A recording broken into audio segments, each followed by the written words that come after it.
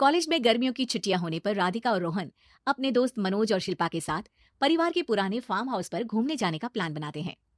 Guys, तुम दोनों को वो फार्म हाउस बहुत पसंद आएगा। बचपन से ही वो मेरी और रोहन की सबसे पसंदीदा जगह रही है।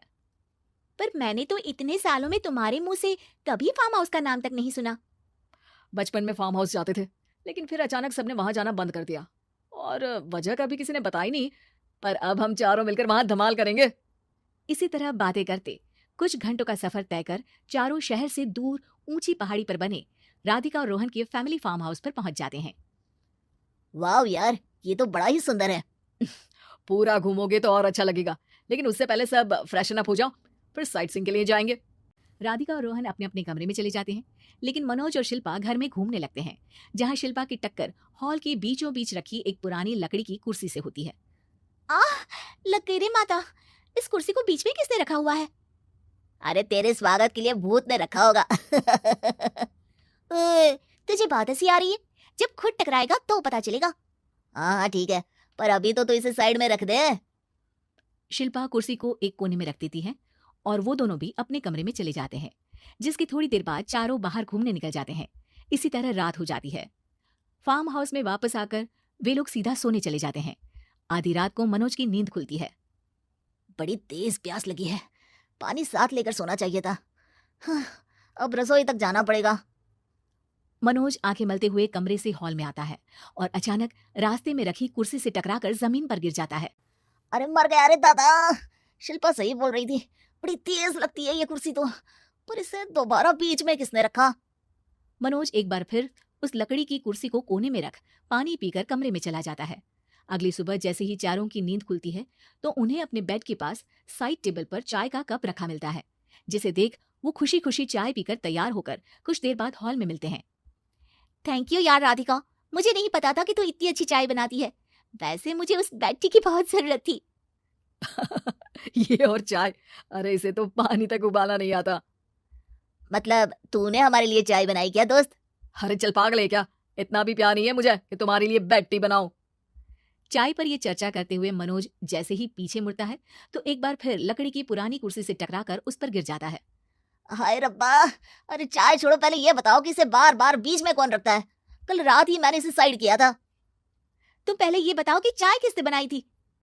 सबकी बातों को कुछ देर ध्यान से सुनने के बाद राधिका हैरानी से कुर्सी की तरफ देखने लगती है। भूत दीदी। राधिका की बात सुन आपस में झगड़ रहे सारे दोस्त शांत हो जाते हैं। ये क्या बोला अभी तूने?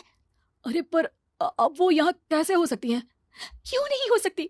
हमने यहाँ आना छोड़ा था, पर उन्होंने तो घर नहीं छोड़ा ना। और याद करो, ऐसे बेड के पास कप रखना और कुर्सी को कमरे के बीच में रखना, ये सब वही तो करती थी। ये तुम दोनों किसकी बात कर रहे हो? अरे जो भी हो, कुछ अच्छा तो बिल्कुल नहीं लगता।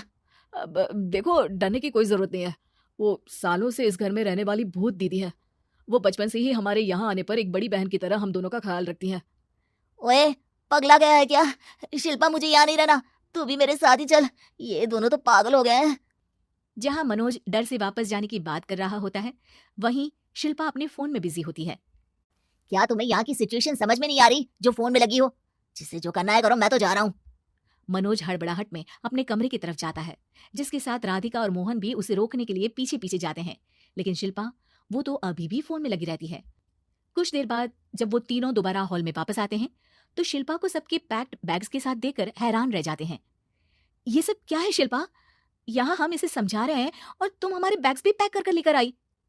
अरे आखिर में फोन से बाहर निकलकर कुछ किया तो सही इसने। दोस्तों देखो, कल से हम यहाँ हैं। भूत दीदी ने कुछ किया नहीं ना?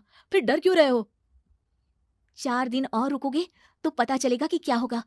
मतलब? इस पर शिल्पा उन तीनों को फार्म हाउस से बाहर लाकर फोन में पुरानी न्यूज का आर्टिकल दिखाती है। सालों पहले यहाँ रह रही औरत ने अपने दोनों बच्चों को सुबह सुबह दूध में जहर पिलाकर मार दिया और फिर हॉल में उस कुर्सी पर खड़े होकर खुद भी फांसी लगा ली थी। तुम्हारी बातों से मुझे इस केस की याद आ गई।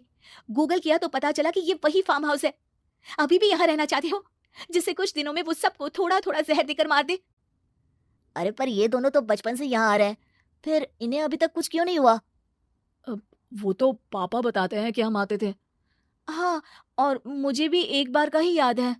वाह, और कहानियां तो ऐसे सुना रहे थे जैसे सदियों से यहीं रहते हो। तीनों ये बात कर ही रहे होते हैं कि अचानक फार्म हाउस में से एक आवाज सुनाई देती है।